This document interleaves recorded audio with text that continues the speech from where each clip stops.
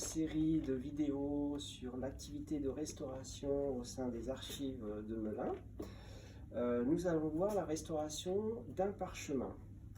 Alors, les parchemins, c'est un support, c'est le support de prédilection avant l'introduction du papier en tant que support écrit. Nous, dans les services d'archives, ça nous pose certains problèmes. Alors, non pas par rapport aux encres, qui ont une durabilité, une stabilité dans le temps assez très bonne. Par contre, c'est au niveau du matériau, de la structure même du parchemin. Alors, comme vous le savez peut-être, le parchemin n'est pas du papier, mais une peau d'animal. En général, veau ou chèvre. Voilà. Et la problématique, c'est que lorsque ce parchemin subit des variations très fortes de température ou d'humidité, il y a une modification de la structure interne du matériau et on peut avoir des rétractations. Aussi, lorsqu'ils sont pas très bien conservés, ils ont une tendance à être pliés dans des pochettes, comme ici. Et voilà, on a après des problèmes de lisibilité et de mise à plat. En plus, on peut avoir des problèmes justement à force de contraindre le parchemin de déchirure au niveau des pliures. Et pour nous, dans les services d'archives, ce qui est très important, c'est qu'on a aussi un risque de perte d'informations. Vous savez que les archives ont un intérêt probatoire, c'est-à-dire de prouver une situation juridique, un fait, ou même l'existence d'une personne. Et c'est pour ça d'ailleurs que les services d'archives ont été créés pour conserver cette information de manière pérenne. Voilà. Alors, la mise à plat d'un parchemin se fait de la manière suivante. On utilise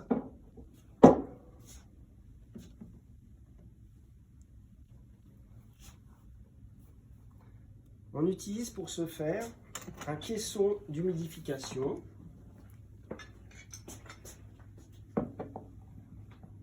Le parchemin ne supporte pas une humidité directe, c'est-à-dire de l'eau. On ne peut pas le mouiller directement pour l'assouplir, parce que cette opération de mise à plat suppose un assouplissement du matériau. Donc pour cela, on met le parchemin dans un caisson d'humidification. Le parchemin a été placé pendant une nuit dans ce caisson. On contrôle le taux d'humidité qui se situe en général entre 90 et 97%. Voilà. Et le parchemin est resté une nuit et il a retrouvé une souplesse. Voilà, il est très souple et là il va être très malléable. Pour cette mise à plat, on utilise aussi cette machine outil qui s'appelle une table d'aspiration basse pression. En fait, c'est une table perforée, micro-perforée, avec un système interne d'ailette et une aspiration qui est générée par une sorte de gros aspirateur très puissant.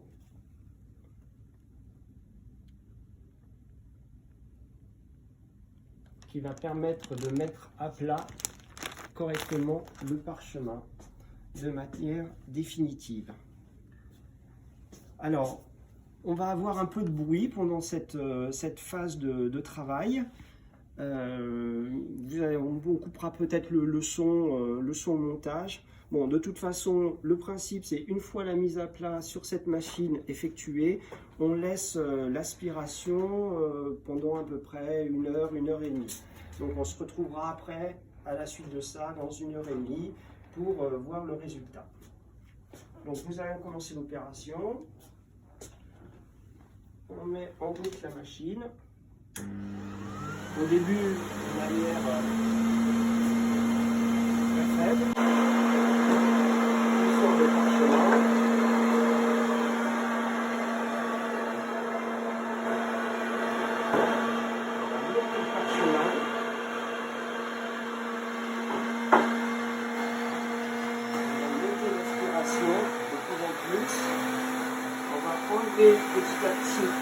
cache qui va permettre au parchemin de se plaquer correctement et on élimine tous les plis. Alors, le parchemin va avoir tendance à se rétracter très vite. On n'a que peu de minutes pour intervenir.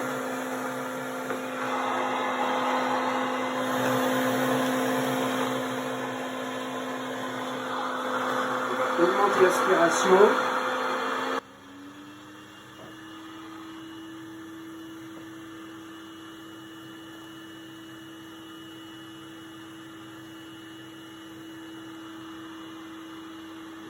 Plus.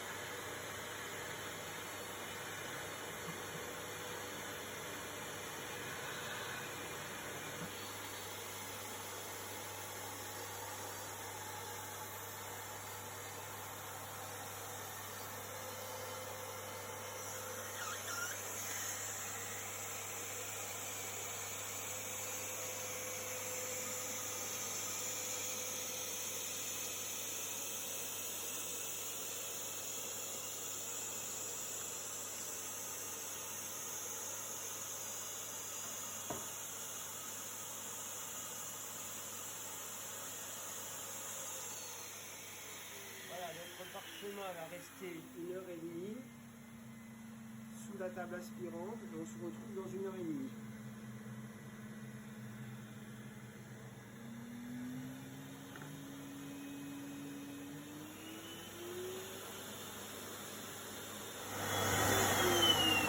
Nous voilà 1h30 après le début de cette vidéo. Nous arrêtons la machine. La première partie de la procédure de mise à plat est terminée. Nous allons pouvoir enlever le parchemin. Vous voyez qu'il est à plat, alors qu'il ressemblait à celui-ci au début. En l'occurrence, on ne peut pas le laisser complètement comme ça. Il va falloir le mettre sous presse pendant une durée de 3 semaines à 1 mois, suivant le type de parchemin. Celui-là, ce sera 3 semaines. Donc, pour terminer la stabilisation définitive, être sûr qu'il n'y ait plus du tout d'humidité. Donc, on place le parchemin entre 2 feutres et 2 ais en bois, une planche de bois. Voilà. Et le parchemin ira sous presse pendant 3 semaines.